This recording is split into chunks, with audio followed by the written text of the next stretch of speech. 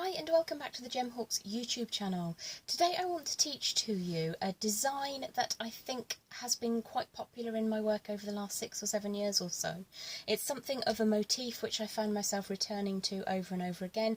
You can think of it, if you prefer, as a sunflower or as sun rays. I'm going to show you one of the ways in which we can utilise this technique. And then I'll talk you through the materials that you would need for that particular piece. Here is an alternative. This is a simplified design, and that is what we're going to learn how to make in this video. So first of all, the materials. The beads I'm using today are 24mm drilled coin beads. I'm using Tiger's Eye. Obviously you can size that up or down and use anything. The design today is using a drilled coin or disc bead, so as long as there's a drill hole and you can fit your wire through, anything is going to work for you. Now, as I say, this is a design that I find myself returning to time and time again, and it appears in work dating back from the second I picked up my pliers. Basically, I feel quite inspired by nature, so there's an element of flora and fauna, and there's also an element of sunshine, which we're seeing a lot of today, which is beautiful. Okay, so the wires which I'm using today are a rose gold colour on copper. They're e-coated, so they are designed not to tarnish with time even. And that's a 1mm and a 0.4mm gauge wire. I'll pop the information in the video description when I upload this to YouTube later. So coming down to the board, these are the two designs that we looked at. I made this one first of all and found that it was a little bit fiddly for beginners, so I simplified the design and came up with a second alternative, which I'm just going to pop up here so that you can refer back to that if you need to. I've got a couple of discs just to show you how we're going to put everything together. Now, the first technique that we're going to learn is how to make the sun rays on a straight piece of 1mm gauge wire. And if you're working on a 24mm coin bead, then I've been using around about 18 inches of the 1mm gauge. But just to get started, I found a short length of wire in my scrap pot because I just want to show you how to begin the design, but please bear in mind you'll need around about the 18-inch mark. So here's a section of scrap wire that I'm beginning with. Now, to start off with, I'm just going to put the tiny loop on one end, like so. And there are a number of ways that you can create your loop, but I'm just going very simply with some round nose pliers and just getting that to close up a little bit by squashing it. There we go. So you've just got a loop on one end. I'm going to give that a little bit of a squeeze just to give it some residual strength, and then heat up my wire coming away from that loop. Now, I'm going to show you once how to do the petal, and then I'm going to show you how to form it as you go around. So probably about 3 or 4mm away, I'm going to start by coming back at around about, I'd say probably 80 degrees or so, and we'll drop that loop down to the bottom of the picture for now, and we're just going to use the heat of our fingers and the shape of our fingers to just create the first segment, the first swoop, as it were. Just going to also, if you want to use pliers to do that, you can. And then I'm just going to put a little bit of a sharp bend on the end there, like so.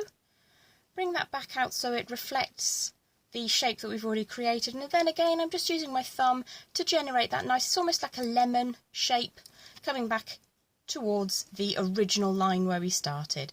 Now, pinching quite close with the tip of my bent chain nose pliers, I'm then going to come back up. These don't meet exactly, so I'm just going to give them a little bit of a wiggle until they do. And then just apply a little bit of gentle pressure, squashing those down just so that I can work with it and it doesn't all come apart in my hands. So to create this on a circular form, as we have here, what I would do is just a little bend to begin with, and then maybe 3mm away, another little bend, switch to hold the strand that we're working on, and then come back up to repeat exactly what we did to make that little sort of lemon shape. So again, just using heat and the shape of your fingers, you can create that form. You can do that one-sided so that it only has a little shape like so, or you can continue in exactly the same way that we started by creating almost like a lemon shape as it comes back down. And it really is just a case of, does it look good to you? Yes, then happy days. We're just going to grip hold of the last section there, come back down, and you can see that's already starting to curve around. If we imagine we're going to get that to fit our bead, then we can just straighten that out as we go. So it's really a case of the straight section between the two petals, or the two sun rays, has a little bend midpoint, and it's about 3mm, 2 or 3mm or so between the section at the bottom of the petal, bend in the middle, and then you're coming back for another petal creation. So I'll just do one more. You can use the heat and warmth of your body there just to create the shape. Bring that back down, switch around, however it's easiest for you to hold, and you can make these quite quickly and you can continue on your way. So you would, as I say, use around about 18 inches or so maximum for a 24 or 30mm bead. Obviously you will get some residue at the end which you can use, but in case you make a little bit of an error and you need to cut the end off, as we all do from time to time, it's kind of better to start with more than you need, and you will always have use for those small sections, as I'm demonstrating with a section that was cut off from another design right now. So if I show you what that looks like when we get to the end, I've kept an eye on the size. It's oversized rather than undersized. You can see that that's enough petals to fit around the bead. Now, my first little loop that I created is on this angle, so I need to create another bead on exactly the same. So you can see they're coming up together. So I'm just going to trim away the excess now, and I'm going to give myself around about 6 or 7mm before I come in with the round nose pliers to create another little loop on the end. Now, if your loop is a little bit small, it's not really important as long as you can get a piece of wire up the centre, and as to why that is, that will become apparent later. So we're just going to get these to sit exactly how we want them to, so imagining that they are part of those bends we've been creating part way between each of the petals. Just going to get them to sit so, and one will stack on top of the other like so. So that will fit nicely around the bead.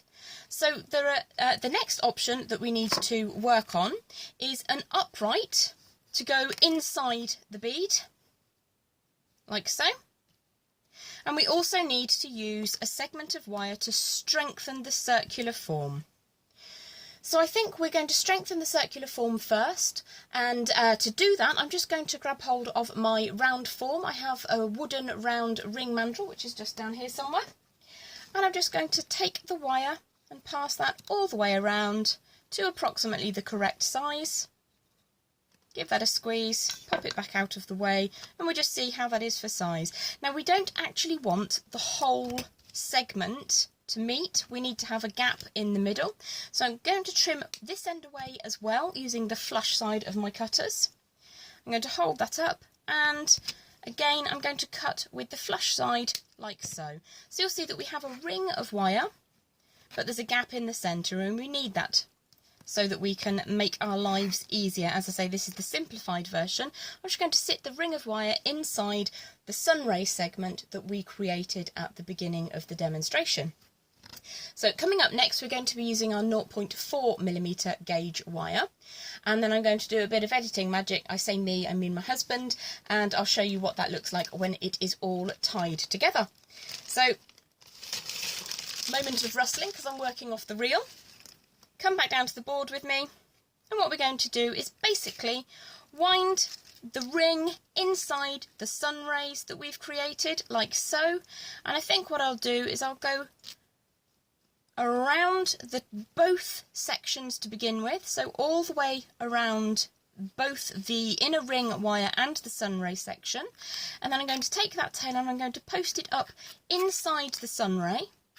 Draw that all the way around just the inner ring, and then continue going around both the ring section and the outer sunray section until you've completely filled each section between the sun rays, and then you've got a single parcel, however many you want it to be, as long as it matches each time, then the aesthetic value is kept.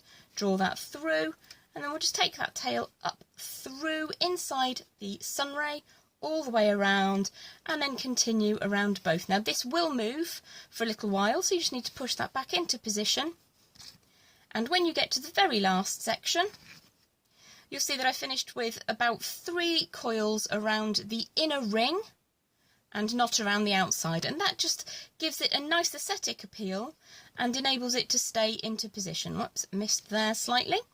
So what I'm going to do now is hit pause, And I'm going to come back to you in just a second with that segment completed.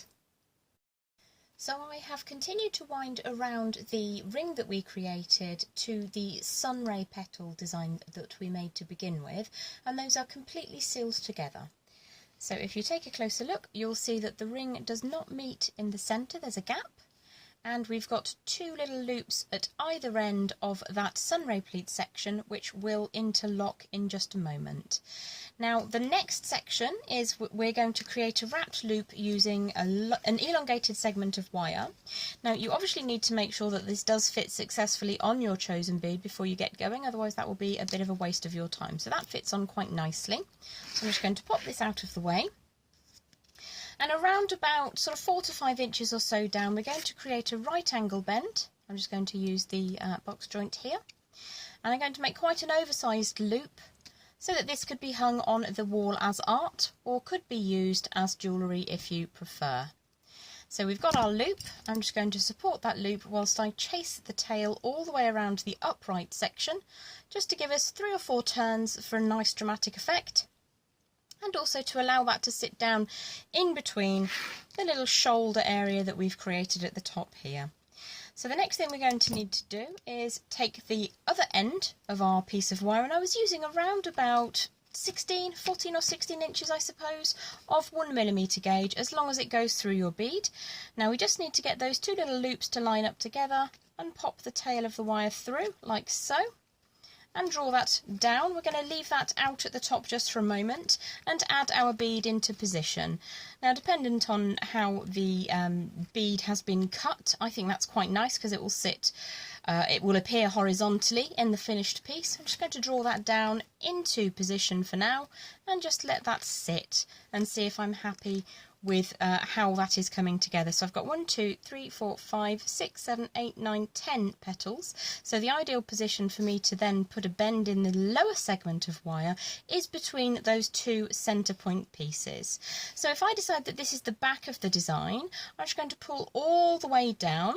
The tail of wire that we had left over from making that wrapped loop at the top needs to be coming out of the front. So flipping this back over to the back, what I want to do is to take this tail of wire and push it forwards. Now to get a nice strong bend, I'm going to make sure that's as far down as it will go. Make sure the other tail is sticking forwards, because I want this wire to be moving in the same direction in a moment. So I'm just going to hold that in position with my pliers and draw the wire through. So same direction here as it is here. If the loop has moved, you can twist that around, so not to worry. So just flip that back over. We're looking at the front face. I'm just going to make sure that those sit exactly how I want them to. And I'm then going to trim away the excess so that I have two pieces of approximately the same kind of length. You'll always find a use for pieces of wire like so. And then everything else in the scrap pot for melting down or recycling.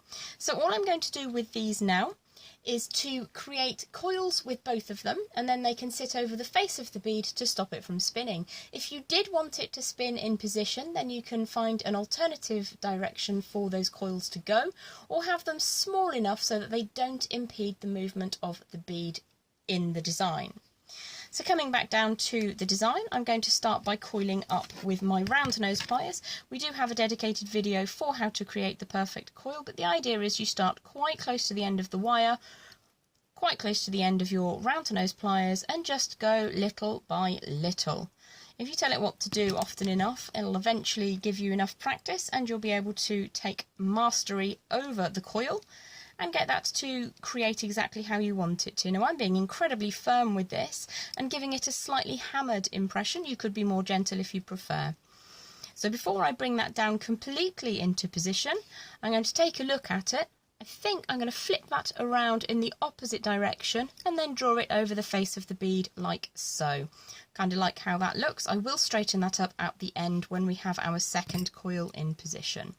So again, starting close to the end of the pliers and close to the end of the wire, we're going to start generating a coil, draw that all the way around until we have a circle and a bit.